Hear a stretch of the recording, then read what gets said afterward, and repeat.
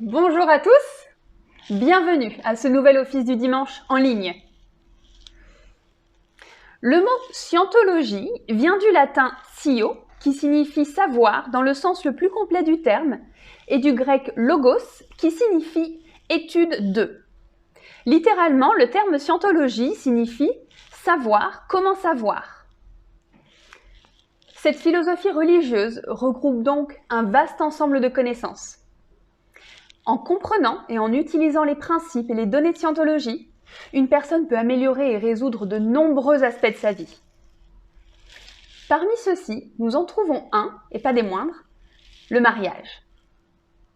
Que nous en parlions dans un contexte de bonheur, comme dans le cas d'un jeune couple heureux, ou dans un esprit un petit peu plus sombre, comme lorsque des familles se disloquent du fait de divorce, le mariage est bien une affaire du quotidien. Aujourd'hui, nous sommes le 14 février, c'est la Saint-Valentin.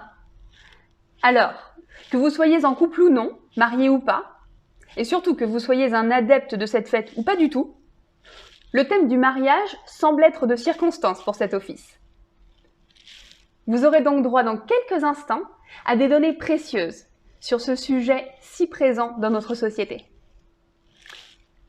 Pour commencer, je vais vous lire le credo de l'Église de Scientologie.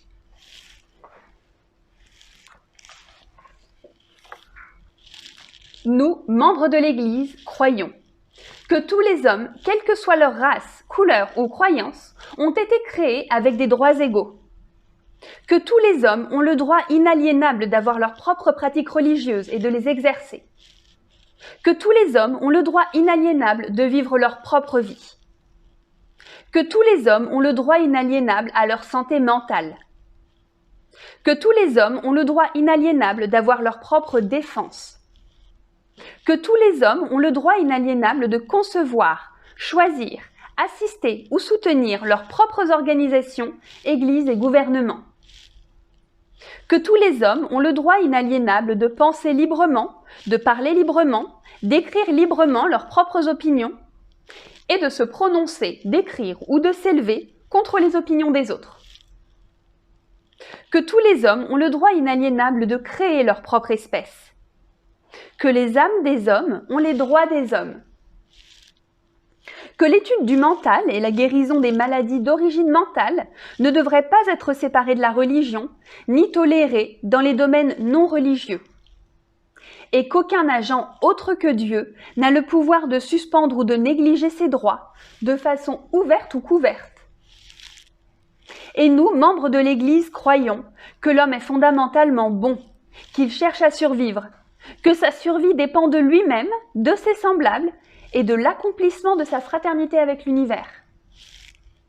Et nous, membres de l'Église, croyons que les lois de Dieu interdisent à l'homme de détruire sa propre espèce, de détruire la raison des autres, de détruire ou d'asservir l'âme d'un autre, de détruire ou de réduire la survie de ses compagnons ou de son groupe.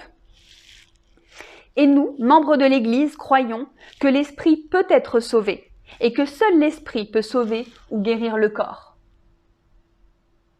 Bien. À présent, je vais vous lire le texte de L. Ron Hubbard qui s'intitule « L'intégrité personnelle ».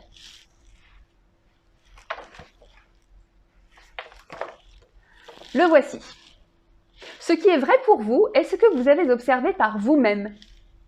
Et lorsque vous avez perdu cela, vous avez tout perdu. Qu'est-ce que l'intégrité personnelle ?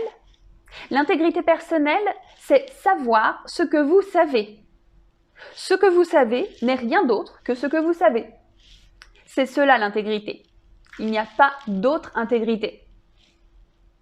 Bien sûr, nous pouvons parler d'honneur, de vérité, de tout cela, ce terme ésotérique. Mais je pense qu'on ne les trahirait pas le moins du monde si ce que nous observions était vraiment ce que nous observions, si nous prenions soin d'observer ce que nous observons, et que nous observions toujours dans le but d'observer. Et sans nécessairement adopter une attitude sceptique, un esprit critique ou indulgent, mais certainement en maintenant suffisamment d'intégrité et de conviction personnelle, de confiance en soi et de courage, pour pouvoir observer ce que nous observons et dire ce que nous avons observé. En dianétique et en scientologie, une chose n'est vraie que si vous l'avez observée. Et elle n'est vraie que selon votre propre observation. C'est tout. Très bien. Alors, je vais maintenant vous lire le sermon de cet office. Il s'intitule tout simplement « Le mariage ». Écoutez bien et faites-en bon usage. La communication est la racine de la réussite conjugale à partir de laquelle une union solide peut croître. Et la non-communication est l'écueil sur lequel le bateau défoncera sa quille. En premier lieu, les hommes et les femmes ne font jamais assez attention sur qui ils se précipitent pour se marier. En l'absence de toute formation élémentaire sur la névrose, la psychose, la façon de juger une bonne cuisinière ou un bon soutien de famille, cette chose délicate à manier, perfide et pas toujours facile à identifier, appelée amour, est le seul facteur qui serve de guide dans la sélection d'un partenaire. C'est trop attendre d'une société au-dessus du niveau des fourmis quel est le sens des réalités au sujet d'une institution aussi difficile à gérer que le mariage. Ainsi, n'est-il pas étonnant que l'on continue de mal choisir son partenaire avec autant de désinvolture? Il existe pourtant des moyens, non seulement de bien sélectionner un partenaire conjugal, mais aussi de garantir la continuité du mariage. Et ces moyens sont simples. Tous dépendent de la communication. Le mari et la femme, pour réussir leur mariage, doivent avoir à peu près le même niveau d'intelligence et d'équilibre mental. Dans la culture occidentale, on demande aux femmes d'avoir une certaine maîtrise des sciences et des sciences humaines.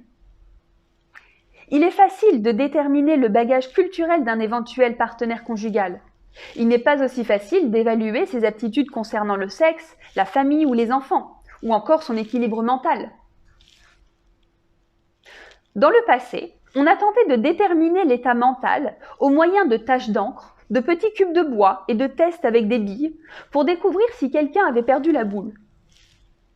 Les résultats obtenus devaient être interprétés personnellement avec une boule de cristal et ensuite réinterprétés afin de pouvoir être utilisés.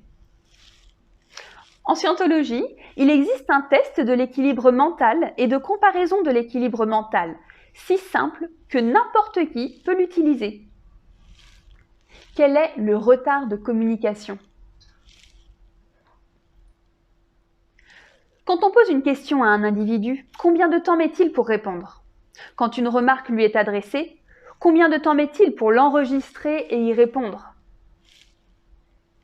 Si la réponse est prompte, cela nous indique que l'esprit est rapide et en bon état, pourvu que la réponse soit conséquente.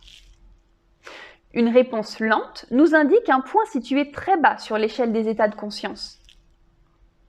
Les partenaires conjugaux qui ont le même retard de communication s'entendront. Si l'un est rapide et l'autre lent, la situation deviendra insupportable pour le partenaire rapide et pitoyable pour celui qui est lent. Il n'est pas toujours nécessaire d'auditer les partenaires conjugaux pour réparer un mariage qui est en train de se casser la figure. Il peut y avoir un autre facteur familial en cause. La situation peut être provoquée par un parent, la belle-mère par exemple. Comment résout-on ce facteur? Une fois encore, c'est tout simple. La belle-mère, s'il y a des ennuis dans la famille, est responsable d'avoir coupé les lignes de communication ou de les avoir fait dévier. Les lignes de communication sont les voies qu'emprunte la communication. Donc je vous relis la phrase. La belle-mère, s'il y a des ennuis dans la famille, est responsable d'avoir coupé les lignes de communication ou de les avoir fait dévier. L'un ou l'autre des partenaires est alors coupé du canal de communication auquel il est relié. Il le sent et s'y oppose avec acharnement. La rupture du mariage est le plus souvent imputable à la jalousie. La jalousie provient du sentiment d'insécurité de la personne jalouse, que ce sentiment soit fondé ou non. Cette personne craint des lignes de communication cachées et fera n'importe quoi pour essayer de les découvrir. Cela provoque chez son partenaire le sentiment que ces lignes de communication sont coupées, car il s'estime en droit d'avoir des lignes ouvertes. alors que son partenaire conjugal cherche à fermer la plupart d'entre elles. Les disputes qui en résultent sont violentes. Par exemple, lorsque la jalousie est très répandue dans une profession, comme c'est le cas chez les acteurs, on constate que les compagnies d'assurance n'offrent pas de contrat. Le taux de suicide est trop élevé. Plusieurs chapitres ne suffiraient pas pour épuiser la question du mariage. Mais nous avons ici la clé d'un mariage heureux. Communiquer.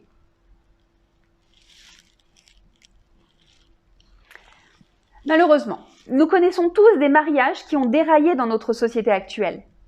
Si vous voulez aider efficacement les personnes dont le mariage ne marche pas bien, étudiez simplement le livret « Le mariage ». Vous pourrez trouver les mêmes informations dans le très complet manuel de scientologie tiré des œuvres de Ron Hubbard.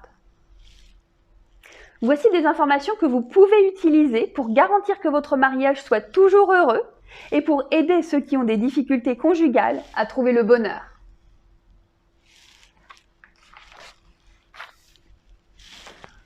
J'espère que vous aurez trouvé dans ce texte des informations pertinentes pour vous ou pour votre entourage.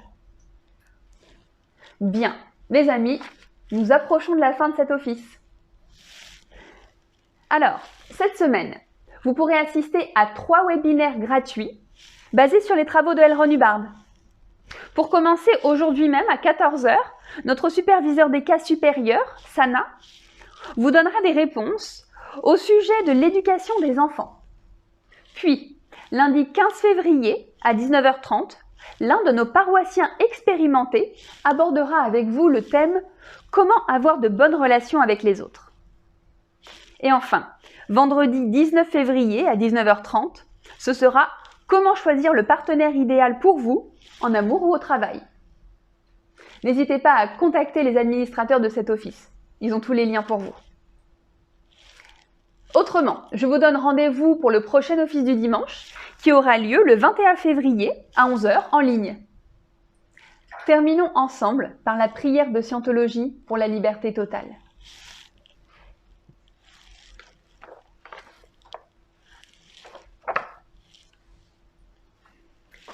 Puisse l'auteur de l'univers donner à chaque homme la possibilité de parvenir à la compréhension de sa nature spirituelle. Puisse notre conscience et notre compréhension de la vie s'agrandir, afin que tous puissions découvrir l'auteur de l'univers. Et puissent d'autres aussi atteindre cette compréhension qui mène à la liberté totale. En ce moment, nous pensons à ceux dont la liberté est menacée, à ceux qui ont souffert d'emprisonnement à cause de leurs croyances, à ceux qui ont été asservis ou martyrisés, et à tous ceux qui se font brutaliser, piéger ou attaquer. Nous prions pour que les droits de l'homme soient préservés, pour que les peuples puissent croire et pratiquer leur foi librement, afin qu'à nouveau la liberté règne dans notre pays. Libérés de la guerre et de la pauvreté et du besoin, libres d'être, libres de faire et libres d'avoir. Libres d'utiliser et de comprendre le potentiel de l'homme, un potentiel d'origine et de nature divine. Et libre de parvenir à cette compréhension et cette conscience qu'est la liberté totale. Dieu fasse qu'il en soit ainsi. Merci.